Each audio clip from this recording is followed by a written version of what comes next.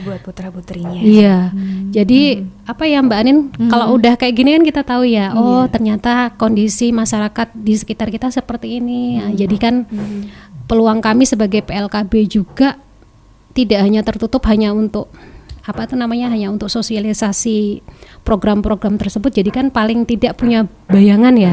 Oh ternyata perempuan dan anak juga butuh perlindungan secara hukum juga dalam hal ini terkait dengan legalitas surat nikah, kemudian akta lahir juga untuk berjenjang itu penting banget Mbak Anin. Iya, banget. Nggih.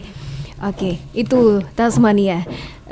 Dari 4 fungsi itu saja dari awal ini tadi sudah disampaikan oleh Bu Lili. Jadi betapa pentingnya fungsi sebuah keluarga dari pondasi awal yaitu agama, kemudian sosial budaya karena memang kita ini makhluk sosial, jadi kita hidup tidak sendiri tapi juga bermasyarakat seperti itu ya. Nilai-nilai sosial masyarakat kita pun juga mengadopsinya, diadopsi yang baik.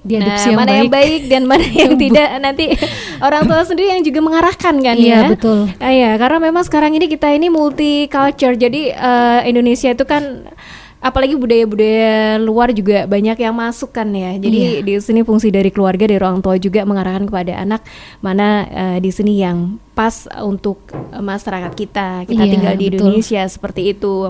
Kemudian fungsi cinta kasih dan yang penting juga adalah fungsi perlindungan tadi secara hukum. Nah, ini yang masih belum punya akta nikah, akta lahir maksudnya, akta lahir buat putra-putrinya gitu ya. Karena mungkin juga karena faktor nikah siri gitu ya. Betul. Ini mungkin bisa pernikahannya ini harus dilegalkan dulu atau bagaimana ini kalau proses seperti ini Bu Lili? Harus dilegalkan. Harus dilegalkan ya. Nah, Bu jangan mau ya kalau diajak nikah siri. Jadi kita jaga nih apa ya untuk anak-anak nanti, untuk masa depan mereka. Jadi perlindungan secara hukum itu juga sangat penting sekali. Tadi sudah dipaparkan juga oleh Ibu Lili. Yang ingin bergabung di 0818504444 sebelum kita lanjut bincang-bincang kita pagi ini. Kita coba sapa dulu ini Bu Lili ya. Iya betul. Ini buat teman-teman yang lainnya, monggo nanti bisa bergabung di 0818504444 bersama dengan Dinas PPKB Kabupaten Nganjuk. Halo, assalamualaikum. Iya, halo, waalaikumsalam Mbak Dian. Iya, selamat pagi, suaranya familiar banget gitu ya. Iya, Patian Rawoh Mbak Dian. Dari Patian Rawoh, Mas Gilang apa kabar? Alhamdulillah sehat, luar biasa. Mbak Dian gimana? Alhamdulillah kabar baik dan sehat Mas Gilang. Walaupun lama nggak mengudara ya. Iya, mengudara sih sebenarnya. Mungkin gitu. Nggak sampai terpantau Mas Gilang aja. Monggo Mas Gilang, ada Ibu Lili dan juga ada Bapak Panji Eko dari PLKB. Assalamualaikum Bapak narasumber dan Ibu, Bapak Panji, Ibu Lili. Waalaikumsalam Mas Gilang. Mas apa Bapak saya manggilnya ini? Boleh apa juga aja. Bapak. Masih Mas kayaknya nih. Masih Mas. Ini temanya menarik sekali ya. Dan yang saya tanyakan kan tentang fungsi keluarga tadi ya. Iya. Jadi seorang ayah harus berfungsi sebagai ayah secara real ya, secara nyata. Seorang ibu juga demikian, dan juga sebagai anak juga difungsikan sebagai anak yang juga di situ areanya bermain dan belajar tentunya ya. Nah, seandainya anak ini sudah masuk ke dunia kerja, walaupun itu kerjanya tidak secara formal ya, apakah ini bentuk eksploitasi atau wajar? Karena banyak anak yang masih usia dini sudah bekerja. Saya minta penjelasan dari seorang pakar ya, ahli ya, Bapak Panji dan Ibu Lili ya. Mudah-mudahan penjelasannya bisa didengarkan banyak orang dan bisa dipahami. Itu aja Mbak Dian, Pak Panji, Ibu Lili. Monggo dilanjut dan pamit. Terima kasih. Assalamualaikum. Waalaikumsalam warahmatullahi wabarakatuh. Terima kasih. Ada Mas Gilang dari Patian Rawoh. Sekarang kan memang lagi rame artis-artis kecil ataupun juga mungkin dari anak-anak yang juga banyak harus ikut membanting tulang demi keluarga seperti itu. Ini merupakan eksploitasi atau hal yang wajar? Monggo. Ya baik, saya Mas mau Panji, membantu Inji. menjawab ya. Monggo. Mas Gilang Panji. tadi pertanyaannya kan tentang anak usia dini bekerja untuk memenuhi kebutuhan ekonomi keluarga ya.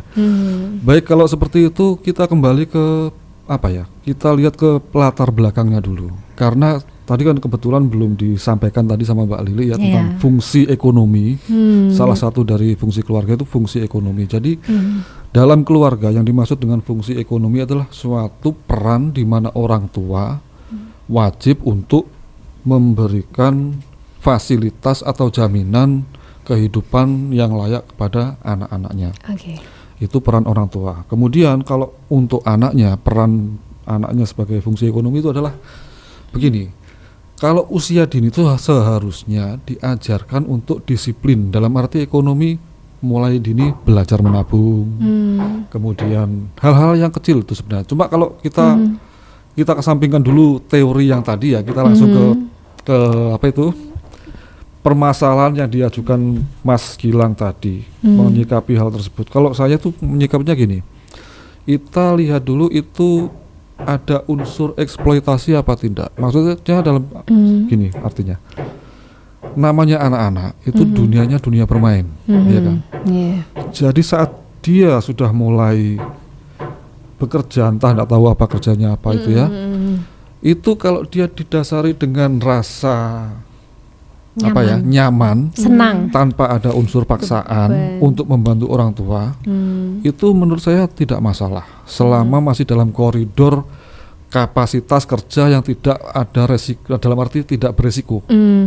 Saya kategorikan resiko itu kan mungkin juga menyangkut jamnya malam, terus kerja di tempat yang penuh resiko. Mohon maaf misalkan kalau sudah ngamen di jalan itu juga penuh resiko juga kan. Tapi kalau kerjanya itu di tempat yang nyaman, dalam arti ada tempat yang juga apa ya, bisa memberikan jaminan keamanan kepada anak, meskipun seharusnya itu kurang sesuai menurut saya. Cuma oke-oke aja, nggak masalah itu. Selama kecuali kalau sebenarnya orang tua seharusnya masih mampu tapi memaksa anaknya, itu sudah kategori eksploitasi ya. Jadi itu apa ya, sangat tipis sekali batasannya antara eksploitasi dengan membantu anak. Cuma ini masih live Mas Gilang ini. Sudah off ya? Iya. Sudah off. Jadi gini Mas Gilang ya, jadi saya mencoba membantu menjelaskan. Jadi mungkin kalau anaknya mungkin masih usia katakan di bawah 10 tahun mungkin ya kan, kan kita kembali lagi ke kategori anak ya. Anak itu kan usia di bawah berapa Mbak? Ada 0 sampai 6 tahun. Nah, kategori usia anak-anak itu kan maksimal batasannya sampai dengan usia 17 tahun atau belum menikah. Itu kategori anak-anak secara hukum. Masih dalam pengawasan orang tua. Iya, kan secara hukum kan ada di bawah umur seperti itu kan 17 tahun lah. Kalau ambil contoh katakan usia 13 tahun, 14 tahun anggap aja sudah Remaja. lepas SD. Katakan kan kadang mohon maaf ada beberapa wilayah itu yang kadang lepas SD itu tidak sekolah. Saya ambil contoh di wilayah Gondang juga itu juga banyak lepas SD tidak sekolah dengan alasan yang macam-macam. Juga ada yang karena mohon maaf masalah ekonomi yang terbatas seperti itu, jadi anak secara sukarela membantu orang tua untuk bekerja. Ini juga sebenarnya sangat apa ya, riskan ada eksploitasi di situ, ada pelecehan di situ juga mungkin. Cuma ya kembali lagi kita untuk kontrolnya juga sulit. Karena apa? Begitu kita anggap aja tetangga kita seperti itu ya. Kita mau ibaratnya apa ya, menegur apa gimana? Menegur, memberi arahan nggak enak. Itu juga susah. Karena apa? Orang tua yang melahirkan juga merasa nyaman, juga merasa terbantu. Lah itu loh. Cuma seharusnya kita juga memberikan pemahaman. Karena sulit, kita hidup di lingkungan masyarakat yang sangat beragam. Menyikapi hal gitu kan juga sangat harus ekstra hati-hati. Karena ya kan, kita juga sebagai makhluk sosial, punya tetangga, punya jadi itu menurut saya kita lihat dulu itu ada unsur eksploitasi apa enggak. Dan yang paling utama adalah di mana ada batasan yang aman untuk kerja anak-anak. Tadi mohon maaf, Mas Gilang tidak berikan contoh jenis kerjanya tadi, Mas. Repot juga kalau Karena mungkin masing-masing kerja juga ini Nah, nanti juga berbeda kerja lagi ya itu ceritanya. misalkan gini juga, mohon maaf. Kerja misalkan membantu nyapu di apalah kantor apa toko atau perusahaan misalnya. Bantu bersih-bersih pagi pulang, dapat anak dapat apa istilahnya, bukan gaji, berarti mungkin cuma bonus. sekedar bonus itu sudah senang anak kan. Mungkin cuma buat main, buat apa itu. Makanya sangat ekstra hati-hati untuk menilai itu suatu eksploitasi apa enggak. Selama tidak ada unsur pidana di situ, dan mohon maaf yang paling utama adalah orang tua. Orang tua selama itu masih bisa memberikan jaminan itu aman bagi anaknya, saya rasa itu baik-baik saja, meskipun harusnya kalau lebih baik harusnya anak di rumah dengan mendapatkan edukasi dari orang tua selayaknya usia itu, tapi ya seperti itu. Baik, mungkin itu yang bisa saya sampaikan untuk Mas Gilang. Mungkin ada Mbak Lili mau menambahkan mungkin? Tambahan Ibu Lili, silakan. Kembali lagi kepada kondisi keluarga masing-masing ya Mbak ya. Karena antara kondisi keluarga yang satu dengan yang lainnya tentunya tidak sama. Nah, kalau misalkan sudah terlanjur bekerja karena faktor ekonomi atau terpaksa untuk membantu kedua orang tuanya, bagaimana cara menyikapinya? Yang pertama adalah kita menerapkan yang fungsi ekonomi itu sendiri. Betul katanya Mas Panji tadi, anak diajarkan untuk menyisihkan dari sebagian yang dia dapat itu untuk menabung. Ya, jadi selain dia dapat pengalaman, dia juga dapat mengumpulkan hasil dari kerja kerasnya atau jerih payahnya. Jadi orang tua juga belajar juga dari anak ini, diajarkan juga untuk bagaimana cara berusaha seperti itu ya. Bisa jadi itu juga salah satu tujuan juga ya dari orang tua, mungkin untuk mengikut sertakan sang anak gitu kan ya. Tapi kadang gini Mbak, untuk usia dini gitu kan, mungkin dia di usia 0 sampai 6 tahun itu kan belum ada pekerjaan ya. Kalau belum lah. Ya, sekarang tapi kalau anaknya artis sudah menghasilkan uang itu. YouTuber. Nah, kasusnya anak YouTuber seperti itu. Amina. Nah, itu gimana itu? Eksploitasi apa enggak itu? Anaknya enjoy itu, dikasih main, enjoy. dipegang mainan, suka. Itu udah endorse mainan apa. Itu berarti kan masuk ke dalam fungsi keluarga yang lain, nanti masuk ke perlindungan ya. Itu tetap ada batasan selama Tetap anak ada nyaman batasan. itu ya oke lah ya. Tidak Sekarang ada kan rasa terpaksa. kasusnya banyak seperti itu ya. Jadi antara kondisi artis dengan kondisi masyarakat tentunya ada pembeda. Kalau di masyarakat karena kita butuh ya, mungkin karena kita butuh, karena kita memang ingin membantu keluarga, itu juga salah satu faktor yang tidak bisa dikesampingkan ya Mbak. Kalau artis itu kan memang segala sesuatu jadi konten. Benar-benar. Tentunya seperti itu. Ya Mas Panji ya. Kalau Ya, kita betul, Mbak. ke masyarakat biasa, segala sesuatu kalau di follow up di media sosial bukan jadi konten, tapi jadi jadi viral kisruh. omongan. Gosip. Nah, Tepatnya jadi dari biangnya gosip itu. gosip. Masuk TikTok nanti. Gibah.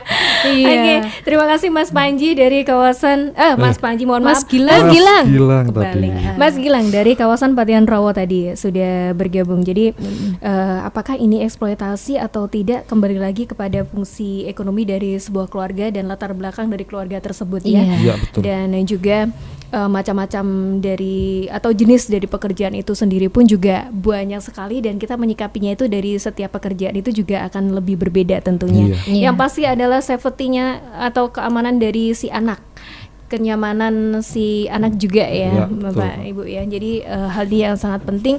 Jadi selama mereka juga masih enjoy atau juga tidak mengancam keselamatan ataupun juga mengganggu kembang tumbuh si anak ya secara mental dan lain sebagainya, itu sih masih fun-fun aja. Oke, dan yang sudah bergabung juga melalui WA juga sudah banyak sekali. Seperti yang saya sampaikan di depan tadi, nanti yang kita baca yang terakhir, yang paling terakhir adalah di jam yang masuk jam 9 kurang 5 jam 10 kurang 15 ya, atau jam 9.45. Biar nanti kebaca semuanya. Kita nanti akan hadirkan yang sudah WA atau juga SMS di sini. Kita break dulu Tasmania, kita simak yang berikut ini.